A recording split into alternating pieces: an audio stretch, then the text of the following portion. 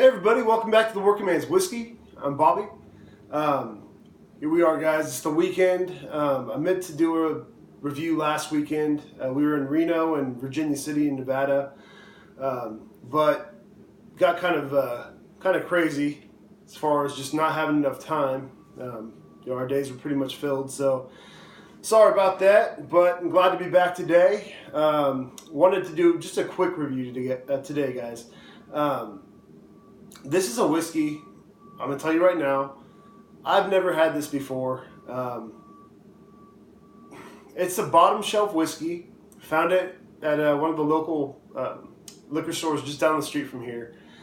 And they had a 750 ml bottle for $6.99. They had this little tiny bottle here for $1.99. And I thought to myself, I've been having a full cabinet lately with all the whiskey I've been reviewing, and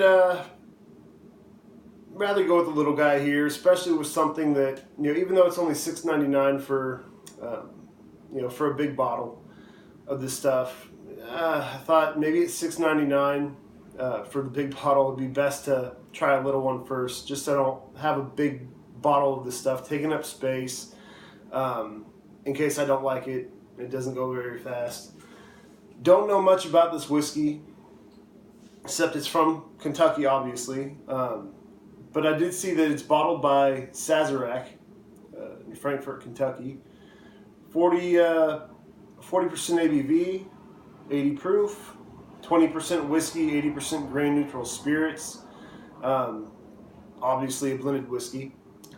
And other than that, I couldn't find much on Kentucky Dale here, guys. See the bottle. I read some reviews from people. A lot of people haven't had much good to say about the stuff, but I want to give it a fair shake. Even though I decided to not take a chance on the big bottle and just get the little one, I wanted to give it a fair, unbiased opinion. And here we are. So let's not spend a whole lot of time with the talk. I know I tend to do that, so I don't even know if I'm going to pour the whole thing right now, guys. So there we are. All right, I can smell it already. So I don't know, other than it being 20% whiskey and 80% grain neutral spirits, don't know a whole lot about the age or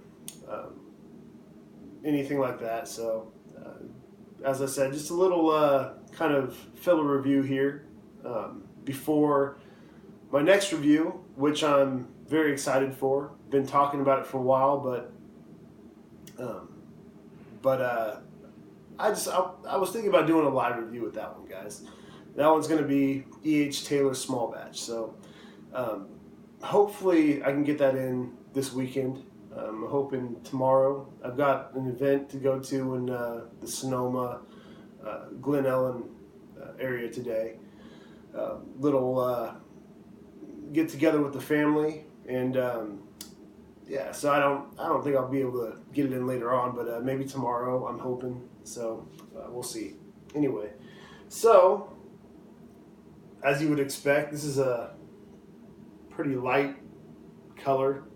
It looks like probably a pretty young whiskey that was blended with those grain neutral spirits. So, and the nose, guys, it doesn't have a bad nose. It's I'm not a big fan of a lot of blended whiskey, but sometimes they make for good mixers, and I'm always kind of, especially if it's a bargain, I'm always kind of on the lookout for any kind of whiskey that is that holds its value or even exceeds its value. So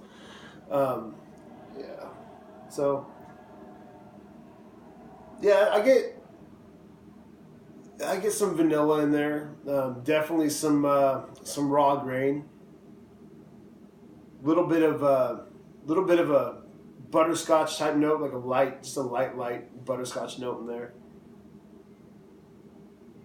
I gotta say though, this is not the worst blended whiskey I've ever nosed. There have been some others that just hit you in the face, and this one isn't doing that so much.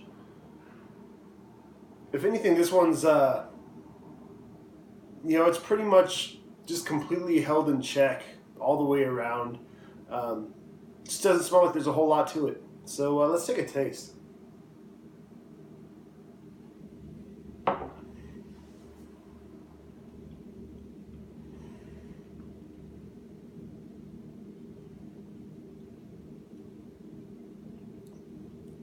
Hmm.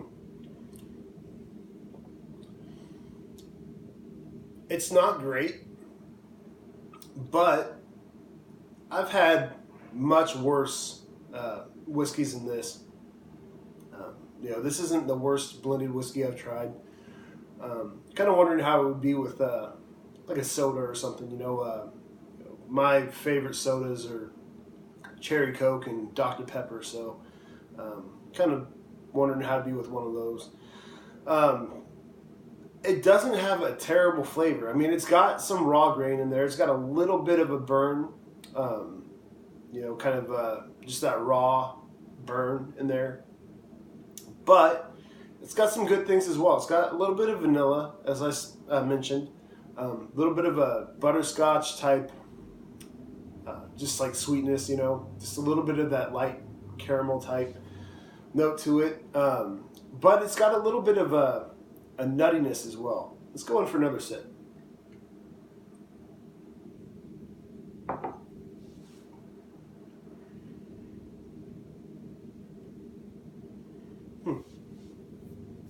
It's funny. It's got a little bit of the same kind of roasted peanutty flavor that, like peanut brittle almost, that Jim Beam products have. And then in the back there you get a little bit of that just straight raw grain whiskey. The grain neutral spirits and all that in the back. It's got a decent, for a blended whiskey, it's got a decent beginning, but that finish is a little bit rough. It's a little bit rough. But it's not bad. It's really not that bad. As I said, there are things that I would never ever try again. This one, if I went to somebody's house, went to a friend's house, and we were just mixing whiskey with soda, and this is the only whiskey they had there. Yeah, I'd make some drinks with it, try it out. I don't know if I'd ever buy that big bottle, or the 750 mil for. It's only $7, guys, but for only a couple bucks more, shoot, I can get some Old Crow, and I'll take that any day. This one is just, it's okay if that's the only option that's there. Take one more sip and then I'll give it a rating.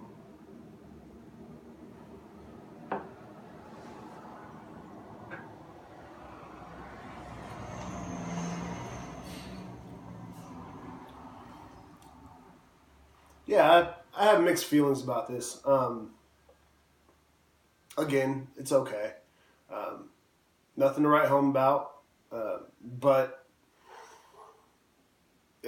there are worse whiskeys than this. I'm gonna give this one, and it's gonna sound pretty low because I'm usually, at the lowest in the high 70s, low 80s with a whiskey, but with some blended whiskeys, it's you got to go a little bit lower, I think. And this one here, I think I give this like a 72 out of 100. It's not bad. It's really not bad. Guys, I mean, for $7, if you want to get the 750 mil, it's not a big deal, not a big loss. I'm not going to break the bank. This little bottle here, as I said, was $1.99. Try this out if you can find it. See what you think. Mix it up with something. Maybe it'll be your go-to mixer. if you really don't want to spend much money on a bourbon for mixing. So that's it for this one, guys. Told you it was going to be a short review. And I look forward to talking to y'all soon. Definitely want to get that E.H. Taylor review on here. So hold tight, and I'll do my best to get that on here ASAP. So hope you all have a good weekend. And until next time, cheers.